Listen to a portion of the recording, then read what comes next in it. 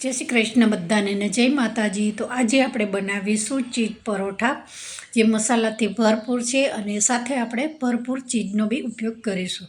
તો video skip ના કરશો, લાસ્ટ તક જોશો તો તમને ખબર પડશે કે આમાં કઈ સામગ્રી નાખી છે અને કેવી રીતે આ પરોઠા તૈયાર થઈ ગયા છે। જો આ રીતે સરસ ધીમી આંચ ઉપર આપણે આ રીતે શેકવાના છે અને ચીઝ પરોઠા વધારે પડતા આપણે બાળકોની પસંદગી હોય છે। તો આજની રેસીપી આપણી કમ્પ્લીટ તૈયાર થઈ ગઈ છે। વિડીયો સારો લાગે તો જરૂરથી એક લાઇક કરજો, વધારે વિડીયો સારો લાગે તો જરૂરથી સબસ્ક્રાઈબ કરી દેજો। હવે મસાલા બનાવવા માટે પહેલાં આપણે 400 ગ્રામ જેટલા બટાકા લઈ અને બાફી નાખ્યા છે। બટાકા બફાઈ ગયા છે। ડુંગળી, ટામેટાં, લસણને ચોપ કરી દીધા છે અને બટાકાને આ રીતે મેશ કરી દેવાના છે। બટેકામાં વધારે પડતું પાણી ના રહે એ વાતનું ખાસ ધ્યાન રાખજો। મસાલો છે એ પણ ઢીલો ન બનવો જોઈએ। હવે આ છે ચીઝ સ્પ્રેડ છે, એને આપણે સાઈડમાં મૂકી દઈશું અને ત્યાર પછી એક બાઉલ ભરીને નોર્મલ રોટલીનો લોટ લીધો છે। સ્વાદ અનુસાર મીઠું નાખ્યું છે અને 2 ચમચી અહીંયા મોયણ ઘીનું ઉમેર્યું છે। હવે આપણે હાથથી અહીંયા જે ઘી નાખ્યું છે એને આ રીતે મિક્સ કરી દેવાનું છે લોટ સાથે। અને અહીંયા કોઈ વધારે પડતું મોયણ નથી નાખવાનું, જેટલી ક્વોન્ટિટીમાં તમારે અહીંયા લોટ હોય એ પ્રમાણે તમે મોયણ નાખી શકો છો। કોઈ મુઠ્ઠી પડે એટલું મોયણ એ રીતે નથી લેવાનું, જરૂર પડે એટલું અહીંયા તમારે પાણી નાખવાનું છે અને બહુ ઢીલોય નહીં અને બહુ કઠણ નહીં, પરોઠાનો લોટ આપણે બાંધી દેવાનો છે। ઉપરથી હજુ મેં લગભગ અડધી ચમચી જેટલું ઘી નાખી અને આ રીતે ફરી મસળી લીધો છે અને ટાઈમ હોય તો તમે આને રાખી શકો છો જેથી કરી અને લોટ આપણો વધારે પડતો સોફ્ટ થઈ જાય। તો હવે આપણે અહીંયા મસાલો બનાવવાનો છે, તો આપણે આને ઢાંકી અને મૂકી દઈશું। 2 ચમચી જેટલું તેલ લીધું છે, બહુ ઓછું તેલમાં જ આ મસાલો બનાવવાનો છે। તેલ ગરમ થાય ત્યાર પછી આમાં રાઈ, જીરું અને હિંગ ઉમેરી દીધી છે અને થોડાક મીઠા લીમડાના પાન અને ડુંગળી ઉમેરી દીધી છે। ડુંગળી તેલમાં સારી એવી સતળાઈ જાય ત્યાર પછી અહીંયા ટામેટાં ઉમેરવાના છે। જોડે ટામેટાને નથી ઉમેરી દેવાના, ન તો ડુંગળી છે એમાં કાચો ટેસ્ટ આવશે। તો જુઓ, થોડીક ડુંગળી લાલાશ પડતી થઈ ત્યાર પછી ટામેટાં નાખ્યા છે અને રૂટિંગ મસાલા કર્યા છે, જે ગરમ મસાલો, ધાણા જીરું, હળદર અને મરચું છે। બસ આટલી જ સામગ્રી નાખી મસાલો એકદમ સારો કરી નાખવાનો છે। અહીંયા બિલકુલ પાણીનો ઉપયોગ નથી કરવાનો। હવે આપણે બટાકાનો માવો બનાવીને રાખ્યો છે એકદમ અહીંયા ઉમેરી દેવાનો છે। બટાકામાં બિલકુલ પાણી રહેવું ના જોઈએ। જો તમારો મસાલો એકદમ પાણી જેવો હશે તો તમારા પરોઠા છે એ સારા વણાશે નહીં અને મસાલો બધો બહાર નીકળી જશે। તો આ રીતે જે આપણે મસાલો અંદર કર્યો છે એ બટાકા સાથે સારો એવો મિક્સ કરી દઈએ। આ છે ચીઝ સ્પ્રેડ છે। હવે આપણે અહીંયા મસાલામાં બી થોડુંક ચીઝ નાખીશું। તમે ક્યુબ બી લઈ શકો છો છીણીને ચીઝવાળું, અને આ રીતે બજારમાં અમૂલનું તૈયાર આવતું હોય છે, ડબ્બીમાં આવતું હોય છે। જે ચીઝ તમને પસંદ હોય એ તમે અહીંયા પરોઠામાં લઈ શકો છો। હવે મસાલો થોડો ગરમ થતો તો ઠંડો થઈ ગયો છે અને લોટ બી આપણો સારો એવો તમે જોઈ શકો છો સોફ્ટ થઈ ગયો છે। તો ફરી આ રીતે એકવાર આપણે એને મસળી લઈશું। હવે આપણે અહીંયા લોટને ચોપરમાં લઈ લઈશું અને એના પીસ પાડી દઈશું। ફ્રેન્ડ્સ, આ પરોઠા બાળકોને બહુ જ પસંદ હોય છે। જો તમારા બાળકો છોકરાઓ સ્કૂલે જતા હોય તો જરૂરથી 2 પરોઠા બનાવીને આપશો તો સાંજ સુધી ભૂખ નહીં લાગે। અને આપણે ભરપૂર આ જે પરાઠા છે એમાં ચીઝનો ઉપયોગ કર્યો છે। તો હવે આપણે પરાઠાને વણી લેવાનો છે। પરાઠા આપણે 2 જાતના બતાવ્યા છે, એક પોકેટમાં બનાવ્યા છે અને એક આપણે જે પોટલી આકારમાં બનાવ્યા છે, જે રૂટિનમાં બનાવતા હોય એ રીતે। તો લગભગ અત્યારે અહીંયા થોડુંક ચીઝ ફરી ઉમેરીશું, આપણે પરોઠાની અંદર બી ઉમેરીશું, ઉપર બી ઉમેરીશું અને મસાલામાં બી ચીઝને ઉમેર્યું છે, કારણ કે આપણે ટાઇટલ જ એ રાખવાનું છે કે ચીઝ પરોઠા છે તો ભરપૂર ચીઝનો ઉપયોગ થવો જોઈએ। તો લગભગ આપણે 1 ચમચીથી વધારે અહીંયા મસાલો ઉમેરી દીધો છે। હવે મસાલા ઉપર બી મેં લગભગ અડધી ચમચી જેટલું ચીઝ અહીંયા ઉમેર્યું છે। તમને જે પસંદ હોય તમે એકવાર બી નાખી શકો છો અને ખાલી મસાલામાં બી ચીઝ ઉમેરીને ખાઈ શકો છો। એ તો હવે તમને કેવું ચીઝવાળું ભાવે છે એના ઉપર તમારે ચીઝને નાખવાનું છે। તો પોટલી આકારનો આપણે પરોઠો સારો એવો બનાવી દીધો છે। ઉપરનો ભાગ રહે એને આ રીતે પ્રેસ કરી દેવાનો છે, બહુ વજન નથી દેવાનો, નતર મસાલો છે એ સાઈડમાંથી નીકળી જશે।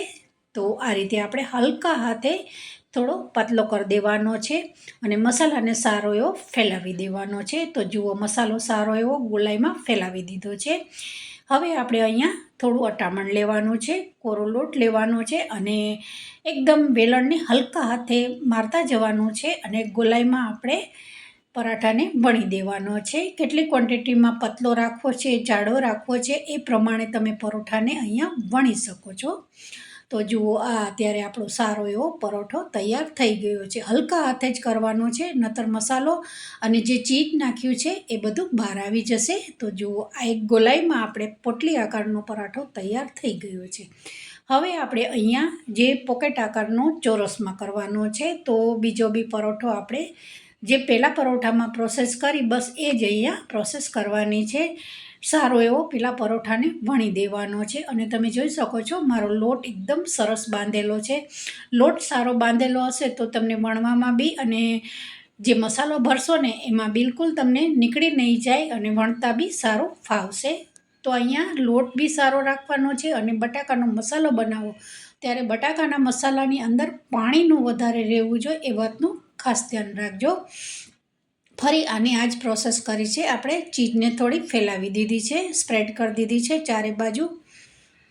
તો અહીંયા તમે ચીઝના ક્યુબ લેતા હો તો છીણીને લઈ શકો છો, પણ આ રીતે સ્પ્રેડ બી જે ચીઝ આવે છે એ તમે લઈ શકો છો. જે તમારા ઘરમાં હોય એ પ્રમાણે તમે બનાવી શકો છો. તો હવે આપણે અહીંયા ફરી મસાલાને આ રીતે ફેલાવી દીધો છે અને ફરી અહીંયા તમને પસંદ હોય તો તમે ચીઝ નાખી શકો છો, નહીંતર સ્કીપ કરી શકો છો. ફક્ત ખાલી તમે રોટલીમાં ઉમેરી જે પરાઠો બનાવ્યો છે એમાં ઉમેરીને બી તમે બનાવી શકો છો. તો વિડીયો સારો લાગે તો જરૂરથી એક લાઈક કરજો. વધારે વિડીયો સારો લાગે તો વિધિ કિચનને સબસ્ક્રાઈબ કરી દેજો.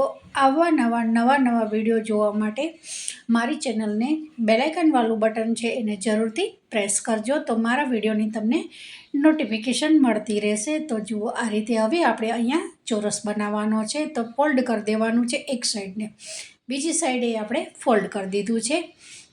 હવે સામેનો ભાગ છે એને આ રીતે વાળી દેવાનો છે અને હાથથી થોડું પ્રેસ કરતું જવાનું છે જેથી કરી અને મસાલો છે એ સારો એવો ફેલાઈ જાય જે આપણે રોટલી વણી છે એમાં. અને હલકા હાથે જુઓ આ રીતે થોડું આપણે પરોઠાનો આકાર આપી દેવાનો છે. તમે જોઈ શકો છો જુઓ આ રીતે પોકેટ જેવો આપણે એક પરોઠો તૈયાર કરી દીધું છે.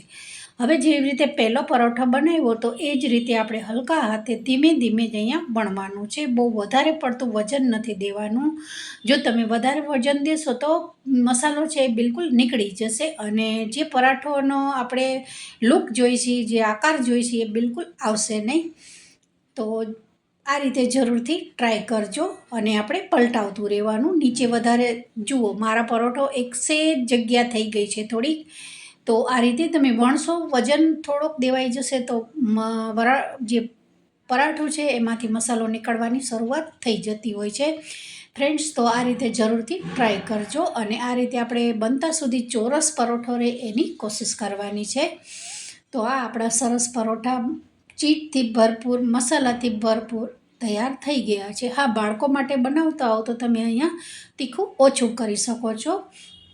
તો મેં બિલકુલ અહીંયા લીલા મરચાંનો ઉપયોગ કર્યો જ નથી, એકદમ સિમ્પલ જ બનાવ્યો છે. મસાલો સાદો કરી અને આ રીતે પરોઠાનો મસાલો તૈયાર કરી અને પરોઠા તૈયાર થઈ ગયા છે. હવે આપણે બે જાતના અહીંયા પરોઠાને કરીશું, એક ઘીમાં અને એક તેલમાં. તો સૌથી પહેલાં પરોઠો આપણે જે પોકેટવાળો બનાવ્યો છે એને આપણે ઘીમાં શેક્યો છે. જુઓ 1 ચમચી જેટલું ઘી નાખ્યું છે અને પહેલાં ફ્રન્ટ સાઈડમાં આપણે ઘી ઉમેરી અને આ રીતે શેકવાનો છે. પછી બેક સાઈડ બી આ રીતે થોડું ઘી ઉમેરી અને શેકવાનો છે. તો એકદમ સરસ આપણા જે હેવી પરોઠા કહેવાય. જો બચ્ચાઓને તો વધારે પસંદ હોય છે, પણ મહિનામાં કે 2 મહિનાની આસપાસ જરૂરથી આ રેસીપી તમે ટ્રાય કરી શકો છો, કારણ કે આજના સમયમાં આટલું હેવી અને ચીઝવાળું ખાવું શરીર માટે તો નુકસાનકારક છે. પણ 1 મહિનામાં લગભગ તમે 1 મહિનો જવા દેવાનો અને બીજા મહિને તમે જરૂરથી આ પરોઠાને ખાઈ શકો છો. તો હવે આપણે જે પરોઠા બનાવીશું એ આપણે તેલમાં બનાવીશું ફ્રેન્ડ્સ. તો જુઓ 1 ચમચી જેટલું અહીંયા મેં તેલ ઉમેર્યું છે. તો સાચવીને એકદમ તમે બનાવશો ને તો મારા કરતાં પરોઠા છે એ બહુ સરસ તૈયાર થઈ જતા હોય છે. તો હવે તમે જોઈ શકો છો આ રીતે પલટાવી દીધું છે મેં પરોઠાને ફરી મેં અડધી ચમચી અહીંયા તેલ ઉમેર્યું છે. અહીંયા તેલ ઘીનો ભરપૂર ઉપયોગ કરવાનો છે, તો જ પરોઠા સરળ બનતા હોય છે. એકદમ સોફ્ટ છે. જેમ ઠંડા થશે એમ પરોઠા ખાવામાં બહુ જ ટેસ્ટી તૈયાર થઈ જતા હોય છે. અને આ જુઓ અંદરથી એકદમ ચીઝ છે આપણું મેલ્ટ થઈ ગયું છે. અને ટામેટા સોસ સાથે આપણે જરૂરથી આ રેસીપીને ટ્રાય કરજો. મેં ટામેટા સોસ સાથે સર્વ કર્યું છે, પણ લસણની ચટણી જોડે બી તમે ખાઈ શકો છો. તો બધાને જય શ્રી કૃષ્ણ.